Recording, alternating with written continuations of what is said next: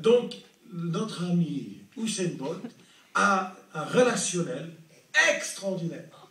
Et là, également, il va jouer son rôle. Il a une loge à Manchester, c'est un fanatique de Manchester.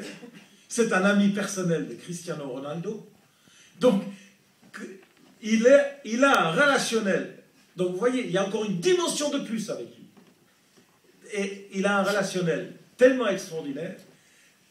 Et on s'est dit, nous ne pensons pas que ce record du monde va être battu rapidement. Et il a un tel charisme et un tel relationnel. Allez, on va prendre pour la première fois un sportif qui est en activité et qui pourrait éventuellement perdre.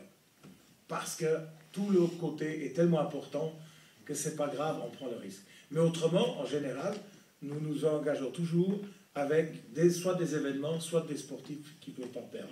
Et les mauvaises langues vont dire ici, et Alinghi. Et Alinghi alors? Eh bien Alinghi, on ne l'a pas pris. Alinghi, on nous l'a laissé. Alinghi a toujours été avec une marque de montre que je respecte beaucoup et qui est une marque exceptionnelle qui s'appelle Audemars Piguet. Et Audemars Piguet a décidé, je ne sais pas pour quelle raison, parce que des fois le management change et les choses changent, ils ont décidé d'abandonner Alinghi. Et Audemars Piguet et Hublot, on n'est pas les mêmes, mais on est un peu comme, comme Porsche et Ferrari. Je ne vous dis pas qui est Porsche et qui est Ferrari.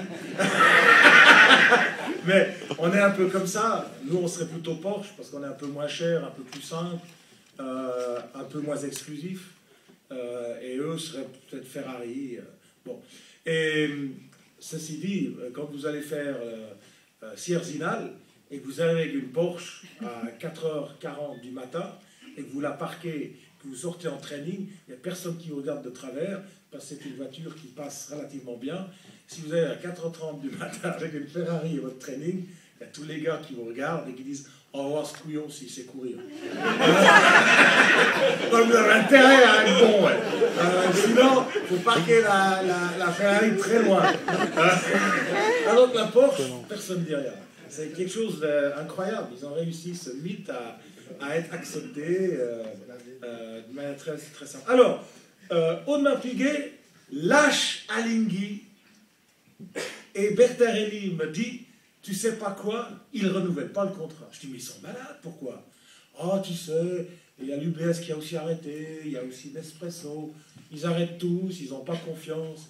Je dis, mais non, alors, s'ils arrêtent, moi je prends. Donc j'ai pris que par contrariant, et j'ai pris pour prendre une place que quelqu'un d'autre avait laissée vacante. Et évidemment, le jour où Audemars Piguet a appris qu'on était dedans, ils ont tout fait, et ils ont monté les prix, parce qu'ils ont voulu retourner, et ils ont vu la terrible erreur de laisser ce champ libre pour que Hublot s'infiltre, et Ernesto est un homme honnête, et il m'avait dit oui, quand je faisais du vélo sous le Désalais, et que je lui disais, écoute, c'était là où il y a les deux pistes, il y a des bagnoles qui passent à 120 à l'heure, écoute Ernesto, tu me dis oui, moi je te dis oui, puis on se rappelle après, et on s'était dit oui au téléphone, et il a dit, écoutez, je suis désolé, je n'ai pas signé le contrat, j'ai donné ma parole à Biver, c'est lui qui sera sur Alinghi. Donc, on est allé sur Alinghi aussi pour sauver la Suisse, parce que c'est un défi suisse, c'est de la technologie suisse, c'est un savoir-faire suisse, c'est la fierté suisse, c'est l'ingéniosité et la créativité suisse, et nous, les Suisses, on a voulu battre les Américains. Donc, moi, à chaque fois que vous me demandez de battre les Américains, je suis avec vous. Je vous soutiens tout de suite. Donc, là, on a été pour ces raisons-là, mais effectivement, on a perdu sur le bateau, mais nous étions chronométreurs de l'America's Cup. Nous étions aussi chronométreurs, donc nous étions 2 fois dans l'America's Cup. Une fois comme chronométreur et une fois simplement comme sponsor. Comme sponsor, le bateau qu'on a sponsorisé a perdu, mais comme nous étions chronométreurs, ben on n'a rien perdu, puisqu'on nous a vus à la télévision, et le chronométreur ne peut pas perdre. Le chronométreur peut faire une erreur de chronométrage, mais il ne peut pas perdre. Donc voilà pour Alinghi. Donc des fois, il faut avoir aussi une certaine souplesse, et puis il faut avoir un peu de stratégie, et dire voilà, ou de tactique, boum, je vais dedans, parce que les autres sont sortis. Et ça, c'était un coup machiavélique. Et personne n'a pensé, car le raisonnement des gens habituels, c'est de dire « Ouais, mais Audemars Piguet l'ont fait pendant 6 ans, tu penses bien qu'il n'y a pas un autre horloger qui va s'y mettre, puisque c'est tellement identifié à Audemars. » Eh ben non, on s'y est mis. Et on s'y est mis, et en s'y mettant, on nous a comparé à Audemars, et on nous a mis au même niveau. Alors qu'à l'époque, on était encore légèrement en dessous. Aujourd'hui, on est au-dessus. Non, c'est pas vrai. On est différents. Porsche ne peut pas être au-dessus de Ferrari, c'est différent. C'est autre chose, c'est deux mentalités. Voilà, mesdames, messieurs, il est 8 h, j'ai une interview, je crois qu'on va revenir de l'interview.